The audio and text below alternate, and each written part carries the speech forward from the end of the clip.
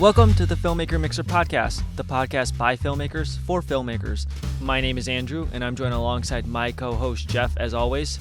Jeff and I are writers and directors and passionate about the art of storytelling. Filmmaker Mixer is a creative hub where aspiring and established filmmakers come together to share experiences, insights, strategies, and inspiration. Hello, everybody. This is the Filmmaker Mixer podcast, and today we are chatting with writer and director Spencer King about his new film, The Wilderness. So, Spencer, welcome to the show. Thank you for having me, Jeff. And we were just chatting before we started recording.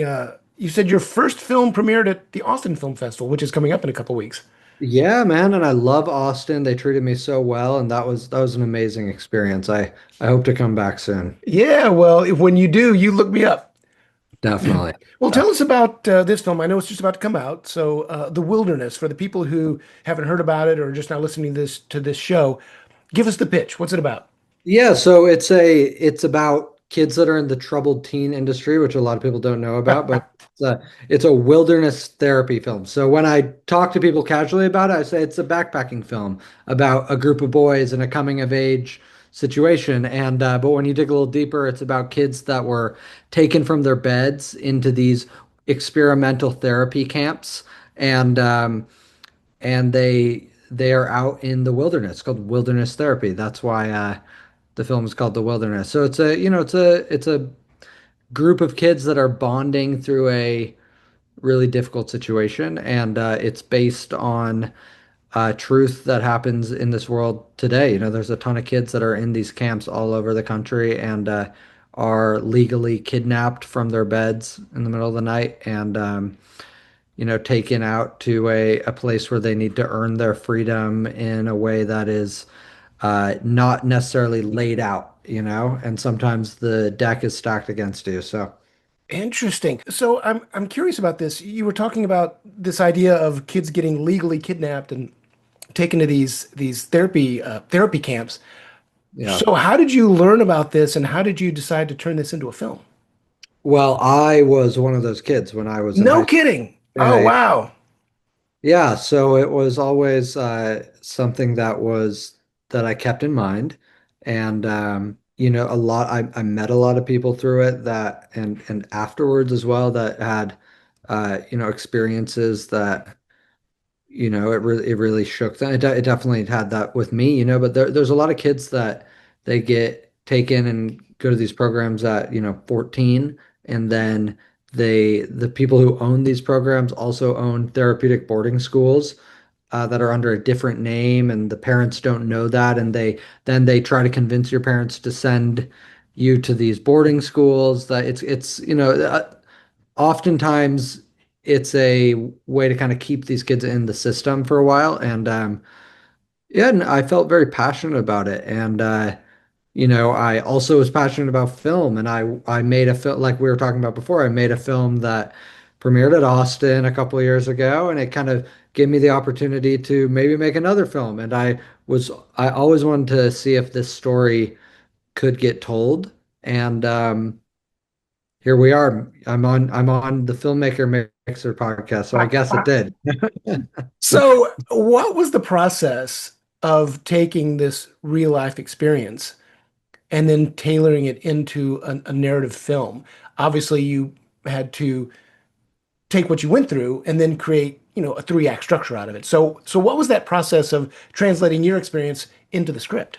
Yeah, well, you hit the nail on the head.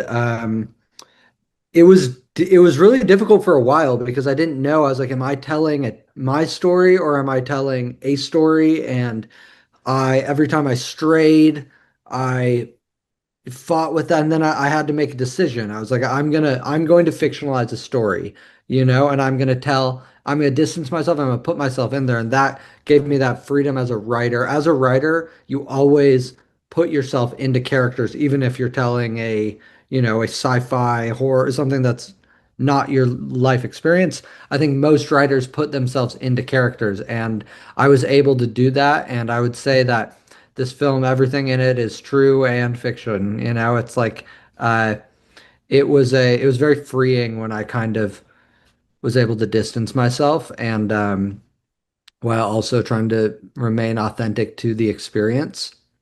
because there's been a few projects told about these this industry, and some of them have been great, and some of them the reaction has been it felt like it was dramatized to an extent that wasn't authentic, and people were uh, disappointed with that. So I tried to remain truthful to the experience.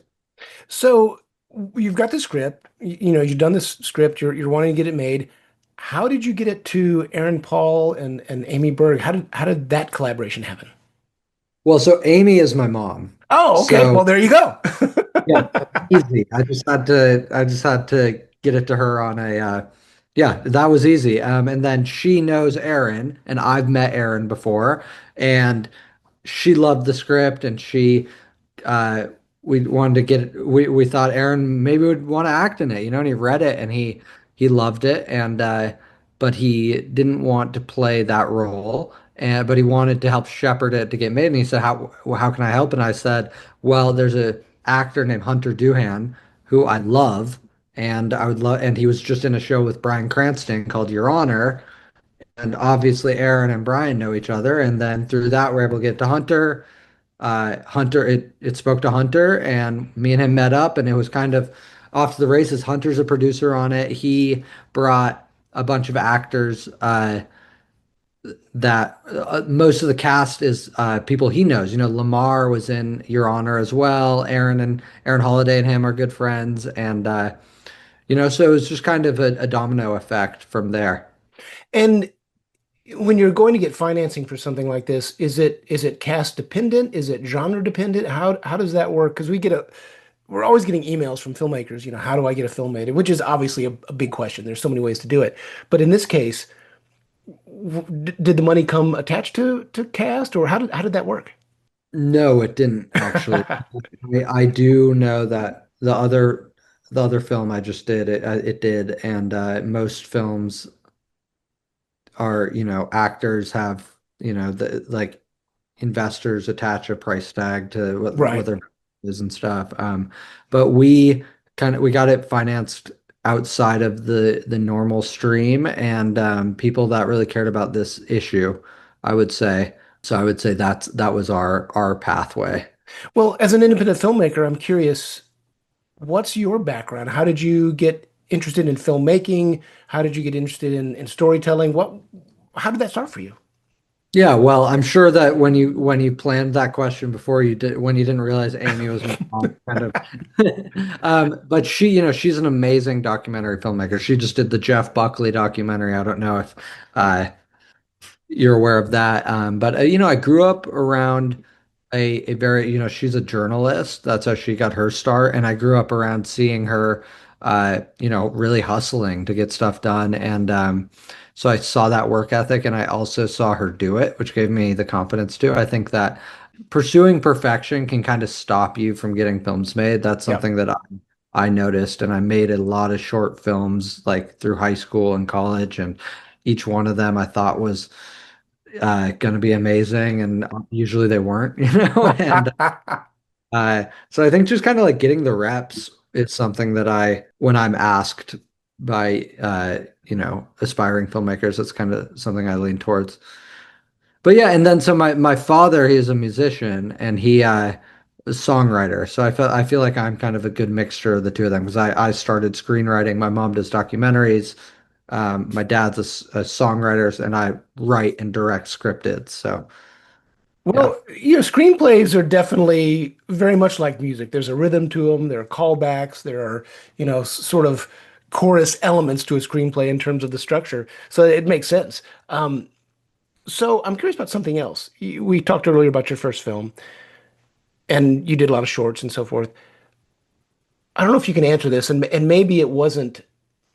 Maybe in looking back on your career, it wasn't an obvious thing. But I'm curious, when do you think you started to develop your voice as a writer and a filmmaker? Does that question make sense? Yeah, totally. Yeah, I mean, my instinct would be like before I was a filmmaker, Interesting. like when I was watching films when I was 11, 12, 13, and I was being drawn to uh It's like sometimes it's funny because sometimes the movies I like now are like less similar to what I have made so far, but like the stuff I make is like very much inspired by like the younger taste of mine. I grew up um and like films like Donnie Darko and Magnolia and like a lot of the films Take Shelter, we're just talking about Jeff Nichols, Yep. a lot Paranoid Park, Gus Van Sant. I think that I was just talking about that film. And it's one of those movies that I haven't thought about in so long, but I see like I think that a lot of the films that really inspired me when I was super young have like carried into my um not trying to compare myself to these amazing filmmakers, but yeah, I think maybe that's the answer. And then I also think it's definitely ever adapting, but there's certain things as a writer, I feel like I write very uh like from the main character's perspective. If you watch the film I did before this Time Now, it's very similar in that way. And it's something that it's just kind of my natural way of doing it. I'm not saying it's the best. And I want to try different things, Sure. But yeah, I think that's a lot of the films I like. There's a lot of like observation going on, a character observing that something happening around. I don't know why Take Shelter jumps into my mind, but Michael Shannon's character in there, he's kind of observing the world happening around him. And I think like that type of stuff permeated into my voice a little bit. So that brings me to another question. The Wilderness obviously was inspired by, a real event, but generally speaking, on the writer side of what you do, are you plot first or character first? Some people get inspired by a character and then get fascinated with that character and then develop a story around them. Some people are Yeah. like, I've got this situation. Now I need to find the right character to put in that situation. So, do you have a preference in how you work, or does it come naturally one way or the other?